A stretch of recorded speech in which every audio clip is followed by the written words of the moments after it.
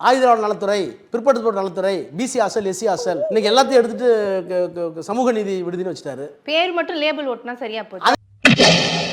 Lockup மரணமே நடக்காதா? நடந்ததே இல்லையா?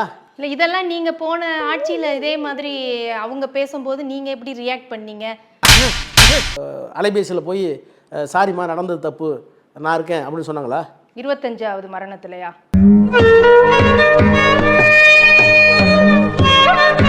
துணிச்சலை மனத்திலே வளர்த்தவன் திமுகவின் துணை பொதுச் செயலாளர் நாடாளுமன்ற உறுப்பினர் திரு ஆ ராசா அவர்களிடம் பேச இருக்கின்றோம். வணக்கம் சார். வணக்கம்மா. இப்படி மாட்டிக்கிட்டீல என்ன?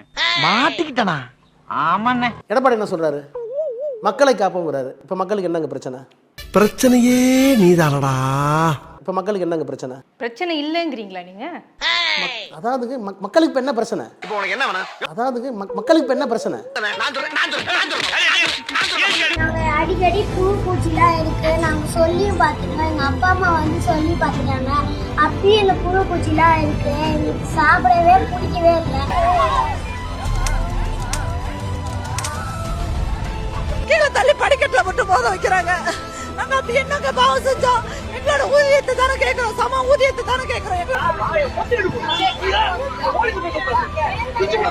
நைட்டெல்லாம் வச்சு அடிச்சுட்டு காலையில சோறு போடுறீங்களா? ரசிக்கல, வேதனையா இருக்கு. அதாவது மக்களுக்கு என்ன பிரச்சனை? நான் வந்து ஒரே ஒரு டவுட் தான் உங்கள்கிட்ட கேட்கணும். சூப்பர்ண்ணே கேளுங்க. சோறு திங்க வேற எதுவும் மக்களுக்கு என்ன சார்? மக்களுக்கு என்ன பிரச்சனை? எங்கேயாச்சும் ஒரு ஓரத்துல சின்ன பிரச்சனை இருக்கும்.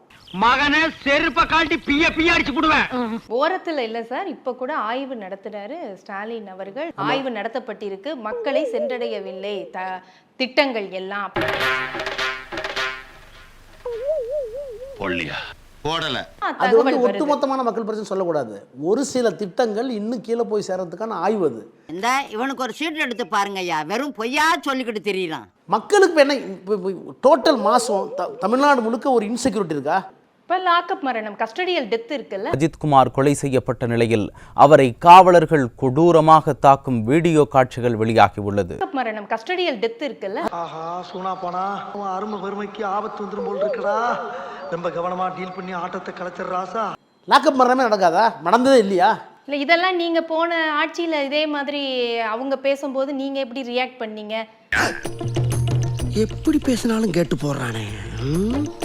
அதிமுக ஆட்சியில நடக்கும்போது நீங்க எப்படி ரியாக்ட்? உனக்கு வந்தா ரத்தம், எனக்கு வந்தா தக்காளி சட்னா முட்டிக்கிட்டு மோதிக்கிட்டு. யார் பாதிக்கப்பட்டாங்களோ அவங்களுக்கே அலைபேசியில் போய் சாரிம்மா நடந்தது தப்பு, நான் இருக்கேன் அப்படின்னு சொன்னாங்களா? ஐயோ இவன் என்ன ஜென்மம், சரியான சாக்கடையா இருப்பான் போல் இருக்கே. அலைபேசியில் போய் சாரிம்மா நடந்தது தப்பு, நான் இருக்கேன் அப்படின்னு சொன்னாங்களா? 25வது மரணத்திலயா? ஐயோ எந்த ட்ரெண்ட்ல பேசினாலும் எந்த ரூட்ல போனாலும் விடவே மாட்டேங்கிறானே. நான் என்ன நான் வருத்தப்படுகிறேன் சாரி அப்படின்னு சொல்லக்கூடிய அந்த மன வலிமை இருக்குல்ல. தம்பி காமெடி வேண்டாம், நான் சொல்லிட்டேன். நானு காமெடி பண்ணாத. அது ஏன் எடப்பாடிட்ட இல்ல? இல்ல அது முதல் மரணம் நடக்கும்போது நீங்க இத சாரின்னு சொல்லிட்டு இனிமே நடக்காதுன்னு உறுதி கொடுத்திருந்தா சரி. அழக்கூடாது. நீ அழுற, நீ தாதாடா டான் கேங் லீடர். 25 மரணம் நடந்து 25வதுல நீங்க சொல்றீங்க அப்படின்னு சொன்னா இதை எப்படி எடுத்துக்கிறது? உள்ளுக்குள்ள உறுத்தல பொறம்போ அப்படின்னு உங்க மனசாட்சி உங்களை பார்த்து கேள்வி கேட்காத மிஸ்டர் பார்த்தசாரதி. இனிமேல் நடக்காதுன்னு முதுமக்களுக்கு சொல்றாரு. அந்த மாதிரி சொல்ல வேண்டிய அவசியம் இல்ல.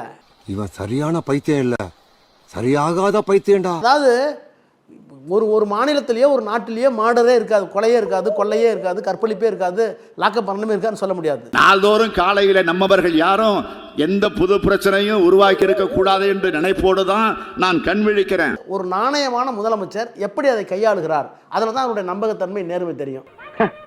யாரு எதை பேசுறதுன்னே நாட்டுல விவசாயம் இல்லாம போச்சுடா. இதெல்லாம் இங்க கூட்டி கேளுங்க, இங்க என்னதுன்னு பாருங்க. கூட்டி கழிச்சு பாக்குற கணக்கு இல்ல சார். இப்ப அதிமுகல இவ்வளவு தவறுகள் நடந்திருக்குன்னு தானே மக்கள் திமுகவுக்கு ஓட்டு போட்டு வந்தாங்க. மக்கள் நல்ல ஆட்சியை தானே விரும்புறாங்க. நீங்க ஒப்பிட்டு பார்த்து நீங்க பட்டியல் கொடுக்கறதுக்கு இல்லையே. நீ கேட்ட ஒவ்வொரு கேள்வி என்ன செருப்பால அடிச்ச மாதிரி இருக்குடா. மாதிரி இல்ல, உண்மையிலே செருப்பால தான். நல்லாட்சி தான் நடக்குது. அதுக்காக திரும்ப திரும்ப சொல்றேன். அழுகுறான். ஏய் அழுவலடா. அது அழுவலையா? கண்ணீர் ஒழி பேண்ட்டுக்குள்ள போயினுக்குது அழுவலன்னு. கொள்கை வேறு கூட்டணி வேறுன்னு சொல்லியாச்சு அதிமுக தரப்புல இருந்து. ஆமா. நீங்க தான் ரெண்டையும் சேர்த்து சரி, திமுக கொள்கை வேறு கூட்டணி. இன்னொரு விஷயம் இளவு வீட்டுல கும்பலையா கூட இவ்வளவு அழுக மாட்டாளுங்க. ஆனா நீ இந்த அழுகிறீடா.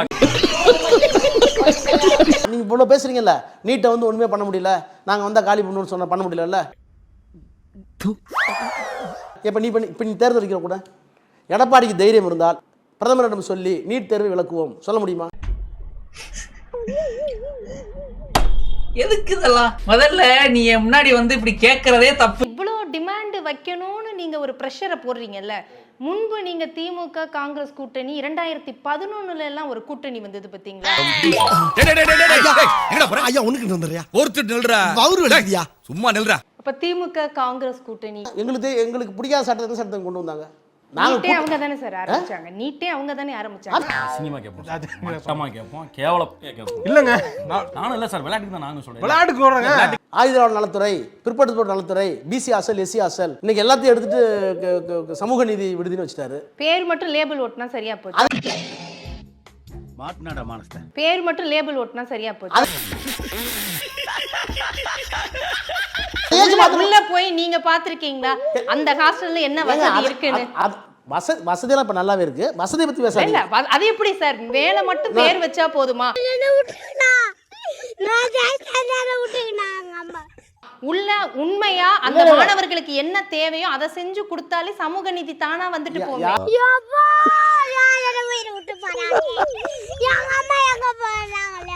திமுகவும் ஓரணியில் தமிழ்நாடு அப்படின்னு 2026 தேர்தலுக்கான வேலையை ஆரம்பிச்சுட்டாங்க. என்ன அது கொடைக்குள்ள ஒருத்தர் நிக்க வச்சு சுத்தி 4 பேர் கத்திட்டு இருக்கீங்க? இவர் எங்க சங்க தலைவர். இவரு சாரி டார்லிங். ஓரணியில் தமிழ்நாடுங்கிறாரு. என்ன காரணம்? மக்கள்கிட்ட போடுங்கிறாரு. வரட்டு இன்னைக்கு அடிக்கிற அடியில மூஞ்சி முகரையெல்லாம் பஞ்சர் ஆயிரணும். நீ பாக்குற இன்னைக்கு மொழி, மண், மானம் இதான் சொல்றாரு. அதை வந்து காப்பாற்றுவதற்கு ஓரணியில் வான்னு நாங்க சொல்றோம். யார் நீயா? அது என்னமா அப்ப கொஞ்சம் கூட வெக்கப்படாம பேசிட்ட? இதுவே பாஜக எதிர்ப்புங்கிறத வச்சுதானே நீங்க ஆரம்பிக்கிறீங்க. பிஜேபி ஒரு கட்சி எதிர்ப்புன்னு கிடையாது.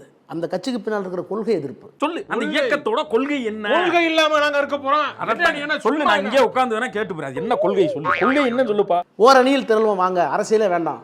நான் அரசியலுக்காக ஒன்று கூப்பிடல, திமுக சேருங்க சேராம போங்க. இன்னும் என்ன நீ பைத்தியக்காரனாவே நடிச்சிட்டு இருக்கிறல? தமிழ்நாட்டை காப்பாத்திற்கு இந்த பிஜேபிங்கிற இந்த காவி கும்பல்கிட்ட இருந்து நம்ம வந்து நம்ம ஓரணியில திரளணும். என் நெத்திய நல்லா பாருங்க, இதுல கேனப்பைய அப்படின்னு எழுதி இருக்கா? இல்ல. அப்ப நான் என்ன இழிச்ச வாயனாடா? ஒரு நல்லாட்சியை வழங்கியிருக்கிறோம். எனவே சாதனைகளை நம்புகிறோம். அதோடு சேர்ந்து மீண்டும் ஆட்சி அமைப்போம்.